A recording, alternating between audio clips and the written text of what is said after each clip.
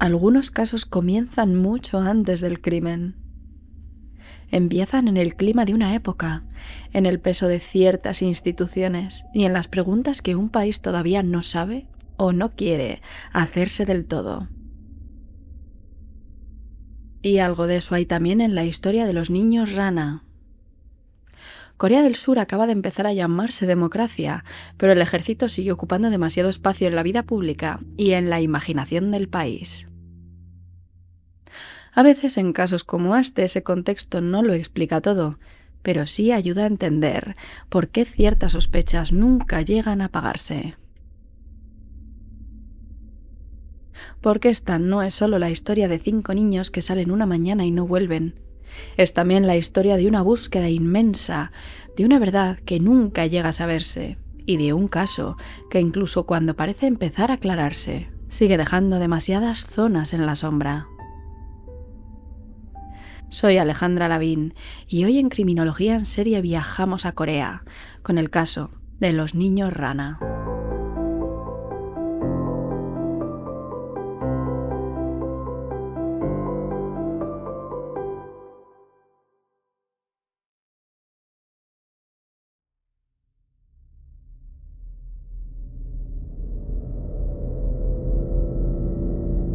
...1991, Daegu, Corea del Sur.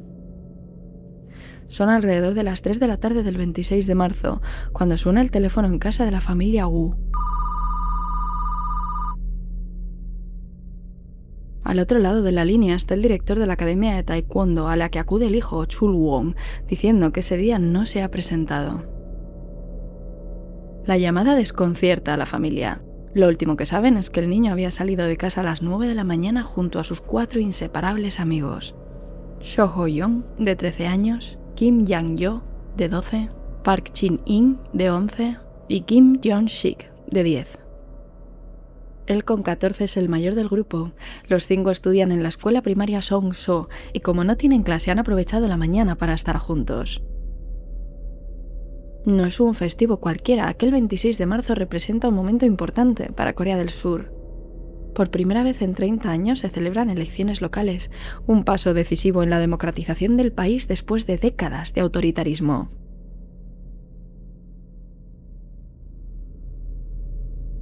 Lo cierto es que los padres ya habían empezado a preguntar por las casas vecinas al ver que los niños tardaban más de lo normal en volver, pero es la llamada del director de Taekwondo la que termina de encender las alarmas. La búsqueda de los pequeños se vuelve más intensa, pero justo en ese momento el hermano de Ho-young les dice que ha visto a los 5 subir al monte Hwairon, al parecer para recoger huevos de salamandra.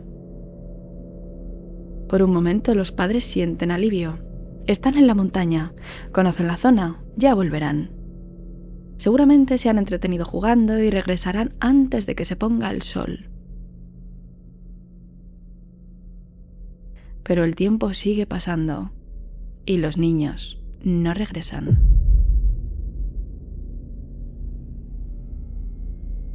A medida que cae la tarde y la luz empieza a apagarse, la inquietud se convierte en miedo. Cuando comprenden que ya no pueden seguir esperando, los padres suben ellos mismos a la montaña para buscarlos. Sin embargo, para cuando llegan a la zona y empiezan a registrar el lugar, ya está oscureciendo. No encuentran ningún rastro de los menores. Durante esos primeros días, la desaparición apenas recibe la atención que cabría esperar. La ciudad está volcada aún en las elecciones locales, y tanto la policía como buena parte de la prensa restan importancia a lo ocurrido, tratándolo poco menos que como una simple fuga. La respuesta de las autoridades es tibia, pasiva y claramente insuficiente. Durante horas e incluso durante los primeros días, predominan la espera y la falta de medidas realmente eficaces. Esta cadena de errores iniciales hace que se desperdicie el tramo más delicado de la búsqueda. En los casos de desapariciones de menores, las primeras 24 a 48 horas se consideran cruciales para localizar al menor y reunir las primeras pistas antes de que empiecen a desvanecerse. Pero el tiempo pasa y los niños no regresan. A medida que transcurren los días, la desaparición deja de parecer un episodio aislado para convertirse en una preocupación creciente en Daegu. La prensa y la televisión empiezan por fin a volcarse en el caso, y lo que al principio había sido recibido con una mezcla de indiferencia y rutina, termina estallando como una crisis pública. En muy poco tiempo, la historia de aquellos 5 niños desaparecidos se convierte en el principal tema de conversación de la ciudad, y poco después en una preocupación compartida en toda Corea del Sur. Es en este momento precisamente cuando la situación da un giro brusco. No porque hayan aparecido nuevas pruebas ni porque la investigación haya encontrado un camino claro, sino porque la presión mediática, sumada a la atención del gobierno, empieza a ser ya imposible de ignorar. Es entonces cuando se pone en marcha un operativo sin precedentes. Con el paso del tiempo, la búsqueda llega a movilizar a cientos de miles de policías y militares. Se habla de 300.000 personas involucradas. El monte Wairon es rastreado una y otra vez por grandes filas de hombres que avanzan en línea, peinando el terreno y utilizando varillas metálicas para pinchar la tierra palmo a palmo. La minuciosidad del despliegue es tal que algunos testigos dirán después que desde una posición elevada, los equipos habrían podido detectar incluso un objeto tan pequeño como un paquete de cigarrillos abandonado en el suelo. Pero la búsqueda ya no se limita a la montaña. A medida que pasan los días y siguen sin aparecer pistas concluyentes, el radio de acción se amplía a otros puntos del país. Embalses, estaciones de autobús, terminales y distintos lugares donde pudiera haber quedado algún rastro de los niños. El esfuerzo es aparentemente inmenso. Sin embargo, esa exhibición de medios no logra disipar la angustia de los familiares, que empiezan a preguntarse si aquella movilización gigantesca está sirviendo realmente para acercarse a la verdad. En medio de esa expansión nacional del caso, los 5 niños empiezan a ser conocidos en todo el país por el nombre con el que pasarán a la historia: los niños rana. El apodo nace en los primeros días de cobertura, cuando parte de la prensa surcoreana difunde que habían salido a cazar ranas y no a recoger huevos de salamandra. Pero esta elección de los medios no es casual. Ranas resulta un término más sencillo, más amable y también más fácil de convertir en titular. Los rostros de los niños se imprimen en cartones de leche, tarjetas telefónicas, recibos, envases de galletas y cuadernos escolares, en una campaña de difusión sin precedentes impulsada por instituciones, empresas y ciudadanos. Durante un tiempo, Corea del Sur entera convive con sus caras. Están en todas partes. Se organizan programas especiales en televisión dedicados a la búsqueda, pero aquella exposición masiva no trae solo visibilidad. También abre la puerta a una forma distinta de crueldad, una que se alimenta precisamente de la esperanza de las familias. En medio de la desesperación, los padres de Yeon-sik reciben una llamada en la que alguien asegura tener a los niños y exige que lleven varios millones de wones a la estación de tren de Daegu. Acuden acompañados por la policía y esperan entre la multitud, aferrados a la posibilidad de que por fin haya una respuesta real. Pasan los minutos. 20, 40, 1 hora. Pero no aparece nadie. Nunca se sabrá si al otro lado hubo realmente alguien que se echó atrás al ver a la policía, o si todo había sido desde el principio una broma cruel. Uno de esos golpes llega también en pleno directo. Durante uno de aquellos programas emitidos en televisión, se anuncia que Yeon-sik acaba de llamar por teléfono. Al otro lado de la línea se escucha una voz infantil y llorosa que pregunta por su madre. Ella incluso llega a decir que suena como la voz de su hijo. Pero la llamada se corta casi de inmediato. Mientras el equipo que gestiona los teléfonos intenta devolverla sin éxito y se pone en marcha el rastreo de su origen, se descubre enseguida que todo ha sido una broma. Esta vez en directo y ante todo el país. Y comienzan también los rumores. Casi desde el principio una parte de la opinión pública empieza a mirar hacia el ejército. Muy cerca de la zona en la que los niños habían estado jugando, se encontraba un campo de tiro de la 50ª División de Infantería. Y esa proximidad basta para que comiencen a circular sospechas sobre una posible implicación militar. A medida que avanzan los días, las autoridades reciben además distintas pistas y comentarios de personas que apuntan en esa dirección. Al principio, los propios padres se muestran escépticos ante esta posibilidad. El campo de tiro está bien señalizado y es conocido en la zona, de modo que no parece lógico pensar que los niños hubieran entrado allí por accidente sin saberlo. Pero con el tiempo empiezan a aparecer elementos que alimentan aún más la sospecha. Según algunos testimonios, el día de la desaparición, uno de los amigos de Chul Wong dice que escuchó en la montaña un disparo, seguido de un grito. A todo esto se suma otra circunstancia inquietante. Tanto los padres como algunos periodistas empiezan a percibir que están siendo vigilados por hombres de traje que anotan con quién hablan, siguen sus movimientos y aparecen en hoteles o en otros lugares ligados a la búsqueda. Para quienes ya sospechan de un encubrimiento, aquella vigilancia no hace más que reforzar la idea de que el Estado podría estar ocultando algo. Sin embargo, nada de esto basta por sí solo para demostrar una implicación del ejército, pero sí ayuda a explicar por qué esta hipótesis empieza a ganar fuerza tan pronto y por qué, con el paso del tiempo, se convierte en una de las líneas más persistentes alrededor del caso. A medida que la desaparición de los niños se convierte en un asunto nacional, también empieza otra forma de sufrimiento para las familias. La atención pública multiplica la difusión del caso, sí, pero no siempre se traduce en ayuda real. Muy pronto los padres comprenden que si quieren mantener viva la búsqueda, van a tener que sostenerla ellos mismos, sobre todo cuando el impacto inicial comienza a perder fuerza, y entienden que no pueden depender únicamente de las autoridades. Con el paso de las semanas dejan sus trabajos y centran toda su vida en encontrar a sus hijos. Los padres se organizan juntos, alquilan una pequeña camioneta y recorren todo el país con las fotografías de los niños visibles en el vehículo y un mensaje pidiendo ayuda para encontrarlos. Viajan en condiciones extremas, a veces amontonados en la parte trasera del vehículo, soportando la lluvia, la nieve y el frío, deteniéndose en estaciones, puertos, calles concurridas y plazas donde pueda haber gente dispuesta a escuchar. En lugares como la estación de tren de Busan, pasan el día entero repartiendo panfletos, hablando con un micrófono, enseñando las fotos de sus hijos y rogando entre lágrimas a los transeúntes que los ayuden.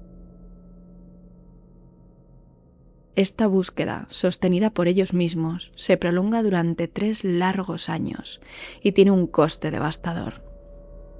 Al haber abandonado sus empleos y no contar con ningún tipo de apoyo institucional o financiero estable, las familias terminan cubriendo de su propio bolsillo todos los desplazamientos, la comida, el alojamiento y los gastos derivados de una búsqueda que parece no acabarse nunca. Con el tiempo, las deudas se acumulan y la desaparición de los niños arrastra también a sus padres a una ruina económica de la que ya no pueden salir. Pero aquella exposición también los enfrenta a una crueldad difícil de soportar. En una de estas campañas, uno de los padres presencia cómo una mujer recoge uno de los folletos, lo utiliza para despegar un chicle de su zapato y después lo tira a la basura. La escena resume de una manera especialmente dura todo lo que empieza a rodear el caso. La costumbre de la gente, la indiferencia y esa forma en que incluso una tragedia puede acabar perdiéndose entre la rutina de quienes la observan desde fuera. Pero esa sensación de abandono no viene solo de la calle. Al principio los panfletos hablaban de niños desaparecidos, pero en una última tirada oficial de 100.000 folletos, la policía cambia de pronto esa descripción y pasa a presentarlos como fugados. Y alrededor del caso también empiezan a aparecer personas dispuestas a sacar provecho de la tragedia. La repercusión nacional atrae propuestas de libros, canciones, películas, presentados como una forma de ayudar o de dar más visibilidad a la búsqueda. Pero los padres acaban comprendiendo que detrás de muchos de estos ofrecimientos hay sobre todo interés económico. Así, mientras el caso crece en visibilidad, la vida de las familias se va estrechando cada vez más.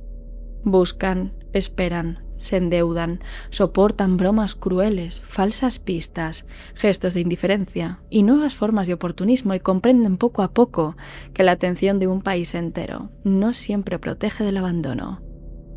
A veces, solo lo hace más invisible. Enero de 1996. Han pasado ya casi 5 años desde la desaparición de los niños, cuando el caso entra en una de sus fases más difíciles para las familias, sobre todo para una de ellas. Aparece un hombre llamado Jim Kang-won, que se presenta como un experto formado en psicología criminal en Estados Unidos. Entonces lanza una acusación, asegura que el padre de Yeon-sik, llamado Chul-gyo, ha matado a su propio hijo y probablemente a los demás menores y ha ocultado él o los cuerpos en su propiedad. ¿En qué se basa para decir algo así? Pues en una ventana de 3 horas en las que el padre aparentemente no tenía coartada el día de la desaparición.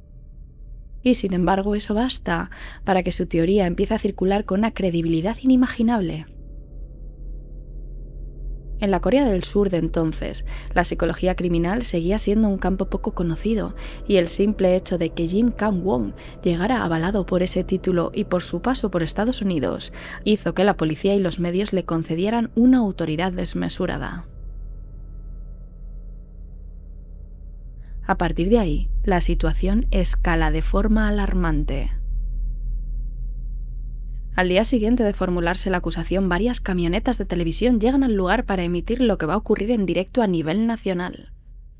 A las 4 de la tarde, las autoridades introducen una pequeña excavadora en la propiedad y comienzan a destruir y excavar el baño y una habitación trasera de la vivienda en busca de los supuestos cuerpos.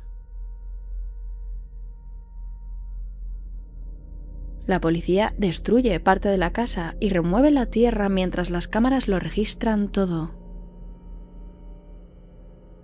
En medio de la excavación aparecen unos zapatos de niño, un hallazgo que por un momento parece dar algo de credibilidad a la teoría de este hombre y empuja a las autoridades a seguir cavando. Pero este indicio por sí solo no significa gran cosa. Al fin y al cabo, en esa casa había vivido un niño.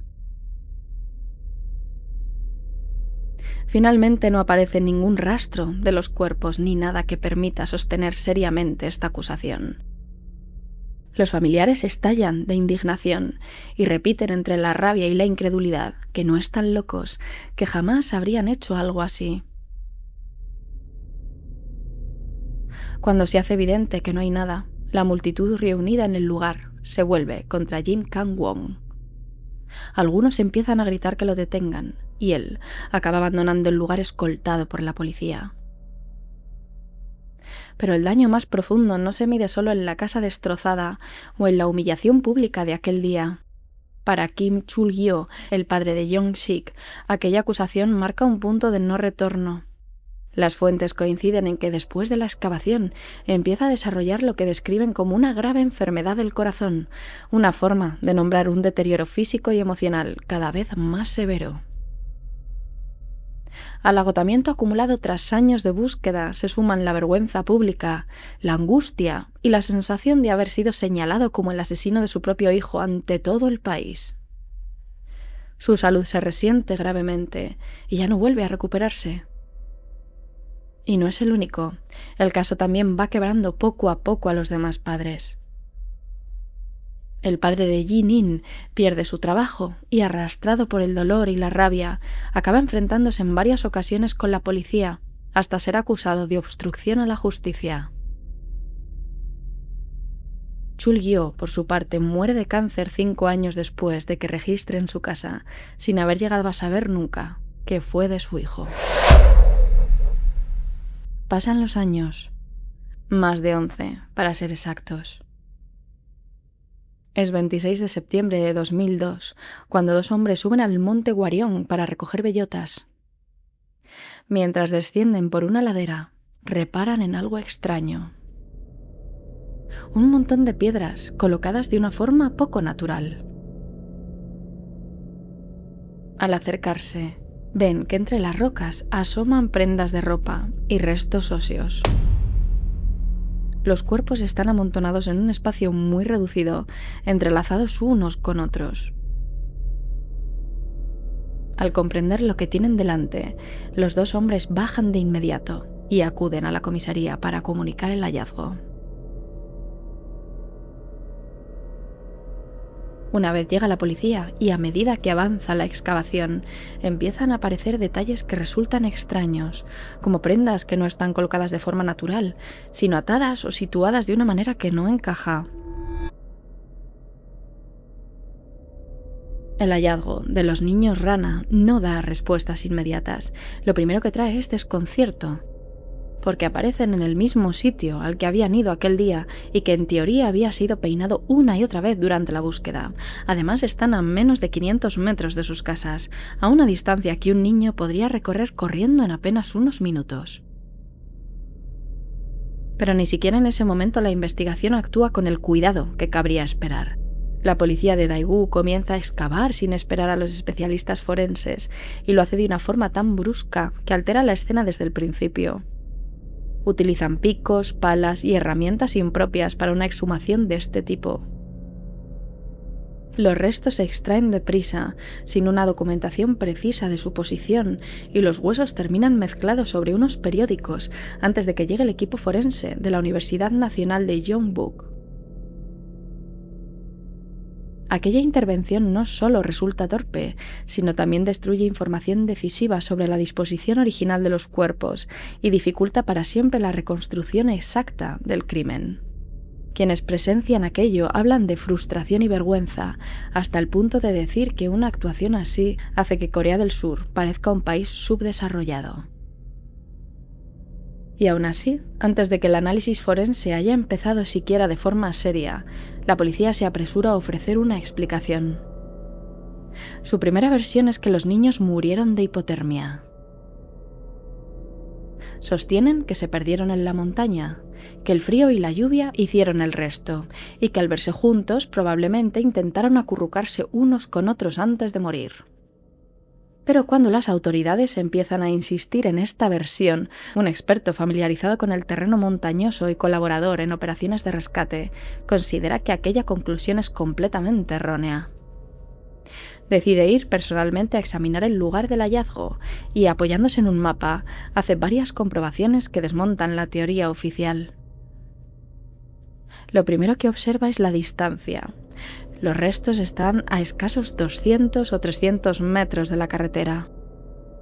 Desde su punto de vista resulta ilógico pensar que los niños se queden allí a morir de frío, porque si se hubieran sentido mal o la lluvia hubiera empeorado, podrían haber corrido y haber llegado a sus casas en menos de 5 minutos.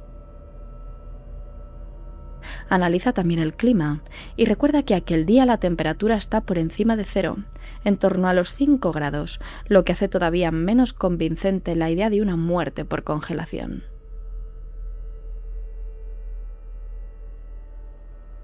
Pero este análisis del terreno lo lleva además a otra observación que hace que la teoría de la implicación militar vuelva a cobrar fuerza. Al cotejar el mapa con la zona exacta del hallazgo, comprueba que el lugar colinda directamente con el campo de tiro. La distancia entre los restos y estas instalaciones es de apenas de unos 100 a 300 metros. Esta cercanía resulta especialmente inquietante porque rifles como el M16 tienen un alcance muy superior de hasta 2 kilómetros, lo que convierte este punto en una zona donde un disparo es, al menos teóricamente, posible. En este punto no está de más recordar una de las primeras declaraciones que dio un amigo de los propios niños, quien dijo que había escuchado un disparo seguido de un grito. A partir de aquí todo parece apuntar a esta teoría, ya que se encuentran 3 balas de munición real, sin disparar, dentro de la ropa interior de Yeong-gyo, así como orificios tanto de entrada como de salida en su cabeza, en la zona temporal. A eso se suman otras balas perdidas y deformadas localizadas en la zona y en los alrededores de la escena. Más tarde, el propio ejército reconoce que aquellas balas encontradas en la ropa del niño proceden de sus instalaciones de práctica, aunque niega de forma rotunda cualquier relación con la muerte de los menores. La policía, por su parte, intenta restar importancia a este hallazgo, sugiriendo que los niños podrían haber encontrado estas balas mientras jugaban cerca de la zona y que por eso las llevaban consigo, del mismo modo que trata de explicar también la presencia de casquillos percutidos. Pero esta interpretación ya no convence a las familias ni a quienes sospechan de una posible implicación militar. Y tampoco ayuda al contexto de la época. En la Corea del Sur del 91, todavía muy marcada por una estructura autoritaria y por el peso del ejército, la policía nunca llega a investigar a fondo las instalaciones militares, ni se atreve a profundizar por esta línea. Para muchos, esto acaba alimentando una sospecha todavía mayor, la de que no solo había una hipótesis incómoda, sino también un aparato del Estado poco dispuesto a mirarla de frente.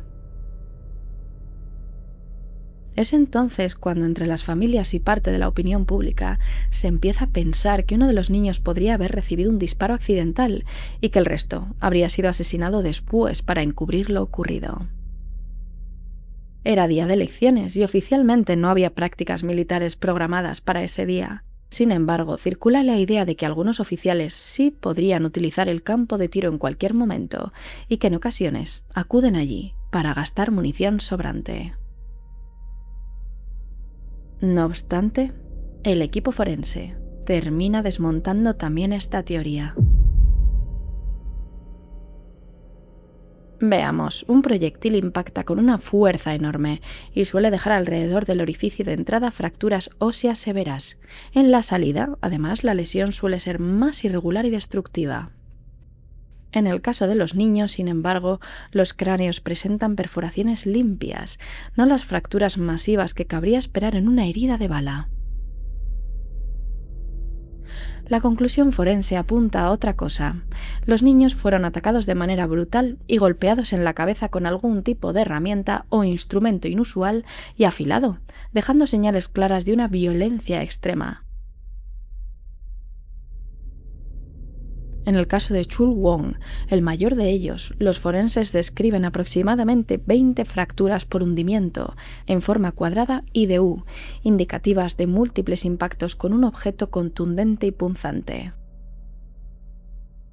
A eso se suma otro dato importante. El hueso del brazo izquierdo de Yong-sik presenta una fisura longitudinal profunda, compatible con una fractura defensiva, la que suele producirse cuando una víctima levanta el brazo para protegerse de un golpe dirigido a la cabeza. En un primer momento, las autoridades intentan restar importancia a estas lesiones y sugieren que pueden haberse producido después de la muerte o incluso durante la propia excavación, por culpa de los picos y de las palas utilizados para sacar los restos. Pero los forenses, una vez más, no están de acuerdo con esto. Para reforzar sus conclusiones, envían fotografías y registros a un antropólogo forense en Estados Unidos, quien afirma que las marcas son artificiales, intencionales y se producen en el momento de la muerte. El estudio de la ropa y de la disposición de los cuerpos refuerza todavía más esta conclusión. Entre los restos aparecen zapatos, calcetines y distintas prendas, colocadas de una forma difícil de explicar. Una de las camisetas presenta las mangas anudadas mediante un tipo de nudo complejo. Mientras la policía intenta interpretar este detalle como un posible intento de protegerse del frío, los forenses lo leen de otra manera, como una atadura impuesta. También consideran que los nudos son demasiado especializados para que los hayan hecho niños de primaria, lo que abre la posibilidad de que quien los manipuló tuviera experiencia en trabajos manuales, construcción o incluso en ámbito militar. Hay además otros elementos que apuntan a una intervención humana y a un ocultamiento deliberado. Los expertos analizan también si los cuerpos pudieron haber sido trasladados desde otro lugar mucho después de la muerte. Cuando un cuerpo se descompone, distintos componentes se filtran a la tierra que lo rodea.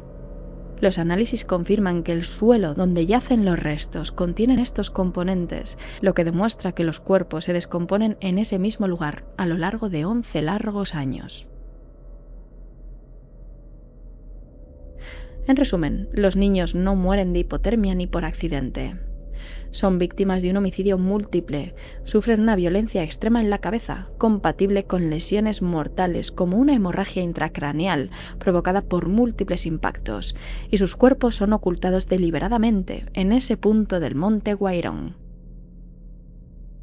El problema es que para cuando esa conclusión queda sentada, la escena ya ha sido alterada. Parte de la evidencia se ha perdido y algunas de las preguntas más importantes, quizá, no puedan responderse nunca con precisión. La alteración de la escena no solo perjudica la investigación, también se convierte en la base de una batalla judicial. Las familias denuncian al Estado y sostienen que la forma en que la policía maneja el hallazgo de los restos destruye pruebas esenciales y dificulta gravemente el esclarecimiento del crimen. Para ellas se trata de una negligencia que condiciona para siempre la posibilidad de saber qué ocurrió realmente con sus hijos. Esta vía, sin embargo, tampoco les da la respuesta que esperan. Aún así, el caso deja una huella profunda en Corea del Sur. En el 91 el asesinato prescribe a los 15 años, después ese plazo se amplía y finalmente en 2015 se elimina para este tipo de delitos.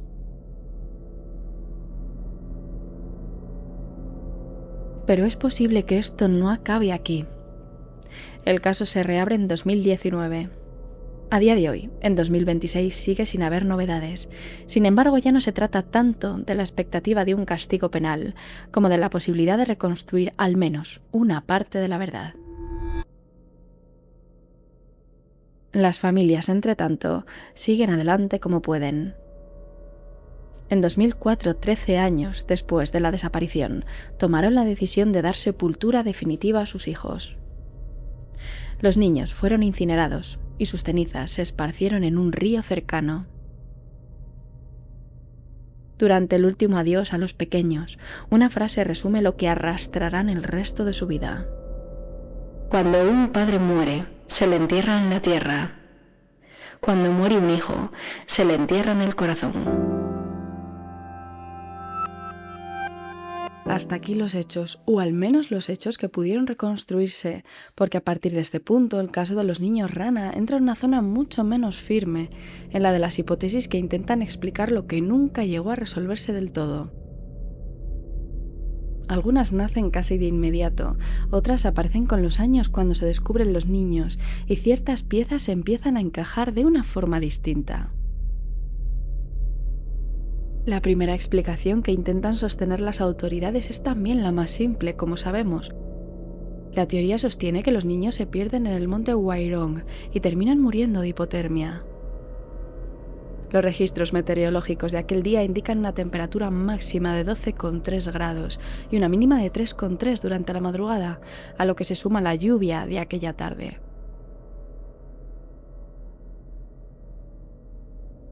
Desde esa lógica, la disposición entrelazada de los esqueletos se interpreta como un intento de conservar el calor corporal, mientras que algunas prendas anudadas o colocadas de forma extraña se leen como posibles conductas asociadas a una hipotermia severa, como el llamado desnudo paradójico. El problema es que esta hipótesis comienza a venirse abajo en cuanto se la contrasta con el resto de los datos, sobre todo porque los hallazgos forenses la hacen insostenible. El equipo de la Universidad Nacional de Jeonbuk identifica lesiones incompatibles con una muerte natural. Traumatismos craneales severos que apuntan a una agresión externa. A esto se añade una fractura en el antebrazo de Kim Jong-sik, una lesión típicamente defensiva, propia de quien intenta protegerse de un golpe dirigido a la cabeza. A partir de ahí, la idea de una muerte por hipotermia deja de ser débil para volverse directamente incompatible con la evidencia. Tampoco ayuda la geografía. El lugar del hallazgo está próximo a sus casas y muy cerca de zonas residenciales visibles. No se trata de una montaña remota ni de un entorno desconocido para ellos. Eran niños que conocían bien el terreno. Pensar que los 5 se pierden en este contexto sin encontrar el camino de vuelta ni buscar ayuda ya es difícil de sostener antes incluso de que aparezcan los datos forenses. Después de ellos, resulta todavía menos creíble. Por eso, si esta teoría tiene algún elemento parcialmente plausible, no está en la causa de la muerte, sino en el contexto que la rodea. Es posible que la lluvia, el frío o la caída de la tarde complicaran los movimientos de los niños o redujeran su visibilidad en la montaña. Pero esto es muy distinto de afirmar que murieron congelados. Y cuando la explicación de la hipotermia se cae, la mirada se desplaza de forma casi inevitable hacia otro punto del paisaje, lo que había alrededor de aquel lugar y la posibilidad de que los niños no murieran por las condiciones de la montaña, sino por haberse cruzado con algo mucho más peligroso. Es ahí donde empieza a cobrar fuerza una de las hipótesis más persistentes de todo el caso, la de una posible implicación militar. Veamos, la teoría parte de la cercanía entre el lugar donde aparecen los restos y el entorno de la 50ª División de Infantería, incluida una zona de entrenamiento de tiro. A partir de ahí, algunos familiares, periodistas de investigación y sectores de la opinión pública empiezan a plantear una posibilidad inquietante: que los niños hubieran estado recogiendo casquillos de bala, algo que según distintas fuentes no era extraño entre menores de la zona y que ayudaría a explicar la presencia de proyectiles entre la ropa de uno de ellos.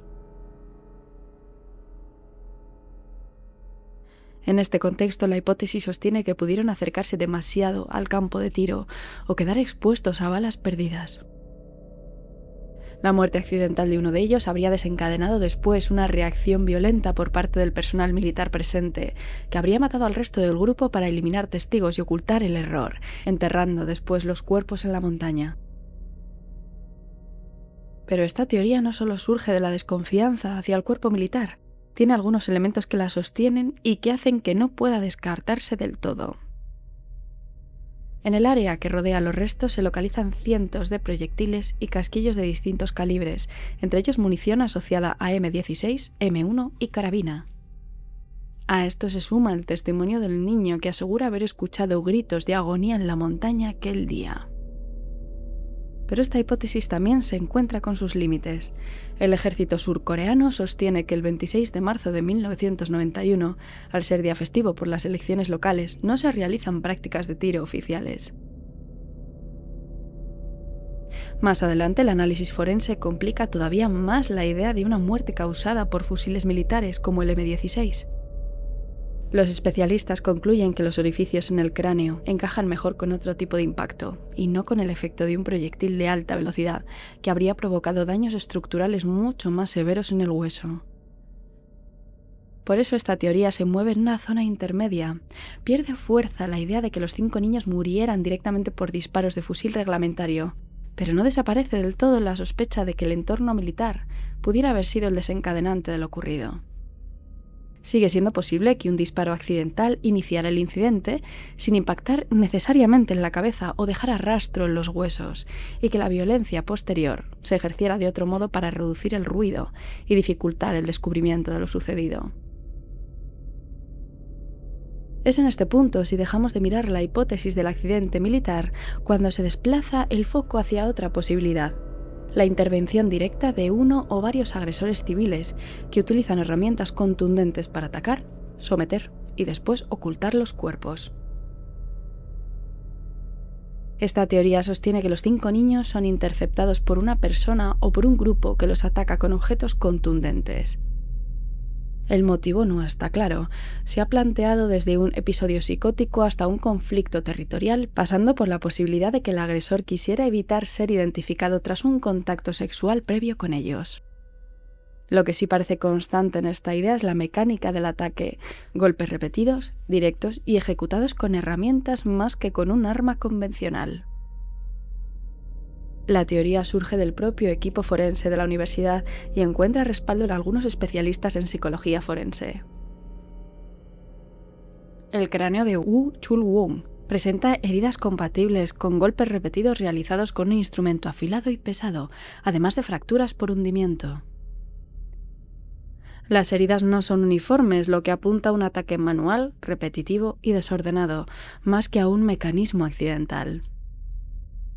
A eso se suma el nudo complejo hallado en la ropa de uno de ellos, un tipo de atadura que algunos especialistas consideran demasiado especializado para haber sido hecho por niños y que refuerza la idea de un agresor acostumbrado a trabajos manuales.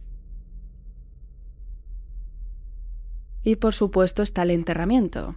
La disposición de los cuerpos sugiere un acto deliberado de ocultamiento, no una muerte fortuita seguida de un abandono.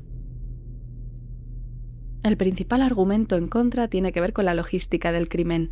Cuesta imaginar que una sola persona pueda dominar a 5 niños a la vez, sobre todo teniendo en cuenta que el mayor tiene 14 años. Esto obliga a plantearnos dos posibilidades. O el agresor contaba con un medio de coerción muy eficaz, o no actuaba solo, de hecho, la más probable. Aun con estas dudas, es la hipótesis que mejor encaja con los hallazgos patológicos descritos en 2002. Lo que permanece en el terreno de la conjetura es cuántas personas intervienen y cuál fue el motivo exacto del ataque. Dado el estado de los restos, no se encuentra una evidencia clara de abuso sexual ni de robo, de modo que el móvil sigue siendo una de las partes más opacas del caso. Y precisamente porque ni el móvil ni el número de agresores llegan a aclararse del todo, con los años siguen apareciendo nuevas hipótesis que intentan concretar mejor cómo se produjo el ataque y quién pudo cometerlo. Una de las más llamativas surge en 2022 y pone el foco en un arma muy específica, un calibre de Vernier, una herramienta de medición de precisión que, según esta teoría, podría explicar algunas de las heridas rectangulares y puntiformes halladas en los cráneos.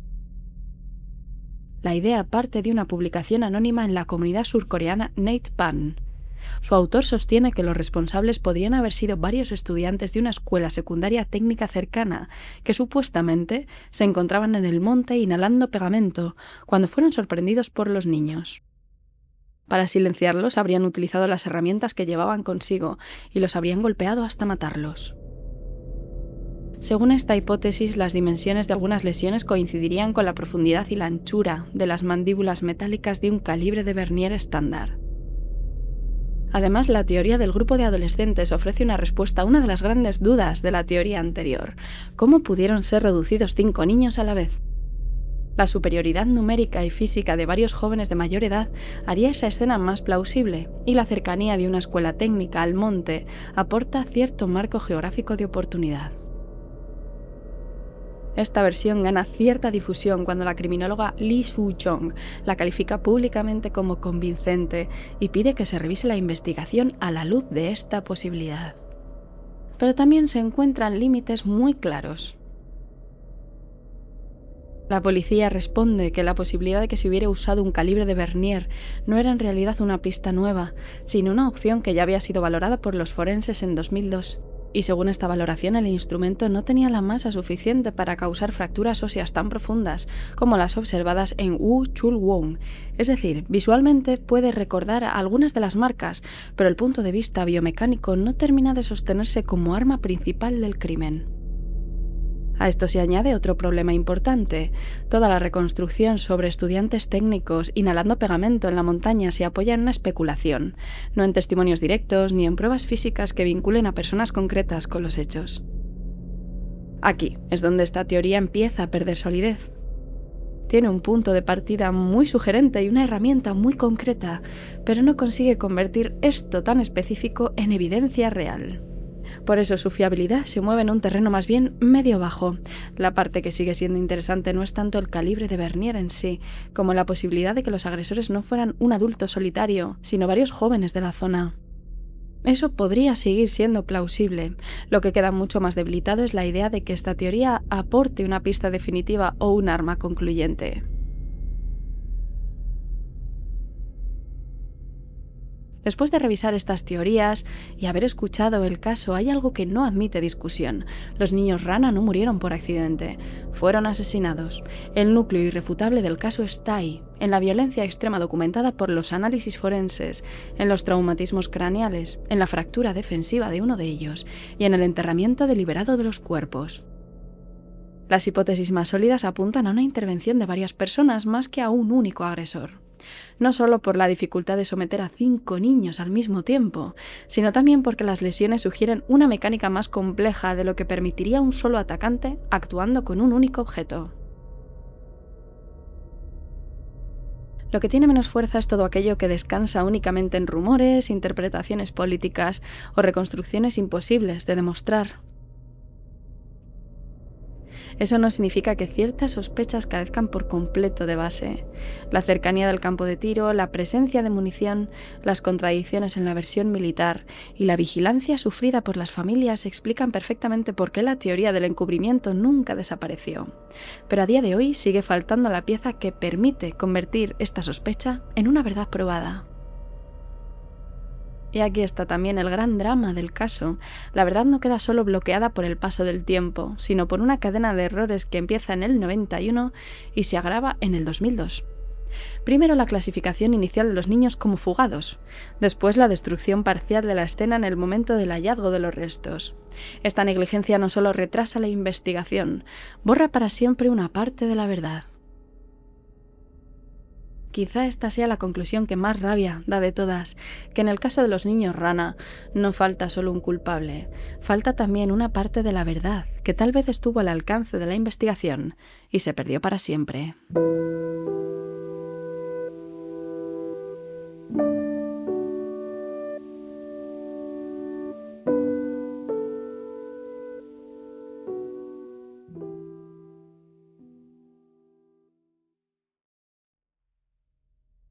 Y este es el caso de los niños rana, el de 5 chiquillos que desaparecen una mañana cualquiera, el de una búsqueda que moviliza a todo un país y el de una verdad que más de 30 años después sigue incompleta. Sabemos que no murieron por accidente, sabemos que alguien los mató y que después intentó ocultarlo. Lo que no sabemos, o al menos no con certeza, es quién estuvo al otro lado de esa violencia ni qué ocurrió exactamente en aquella montaña. Y quizá por eso este caso sigue tan vivo, porque no solo deja dolor, deja también demasiadas preguntas abiertas. Así que os leo en comentarios, quiero saber qué teoría os resulta más plausible, cuál os convence menos y en qué punto creéis que se perdió para siempre la posibilidad de llegar a toda la verdad. Gracias por escuchar este episodio del Marzo Asiático de Criminología en Serie. Si os ha gustado y queréis apoyarme de una forma muy sencilla, os pido solo 2 cosas. Que sigáis al podcast para no perderos los próximos episodios y que me dejéis una valoración y un comentario, porque de verdad ayuda muchísimo a que este proyecto siga creciendo y a que más gente descubra el trabajo que hay detrás de cada caso. Si os apetece seguir conmigo entre episodio y episodio, podéis encontrarme en Instagram, TikTok, X, Threads, Facebook o Pinterest, donde comparto contenido extra sobre los casos que analizamos. Y si preferís evitar las redes, también podéis uniros al canal de WhatsApp, donde voy compartiendo novedades y material adicional del podcast. O también pasaros por criminologiaenserie.com. Hace un par de semanas que hemos estrenado página y ha quedado preciosa. La semana que viene, en el episodio en exclusiva para Podimo, también nos embarcaremos en un caso sin resolver, esta vez en Japón. No os lo podéis perder. Gracias como siempre por estar al otro lado. Nos escuchamos y nos leemos muy pronto. Soy Alejandra Lavín y esto es Criminología en Serie.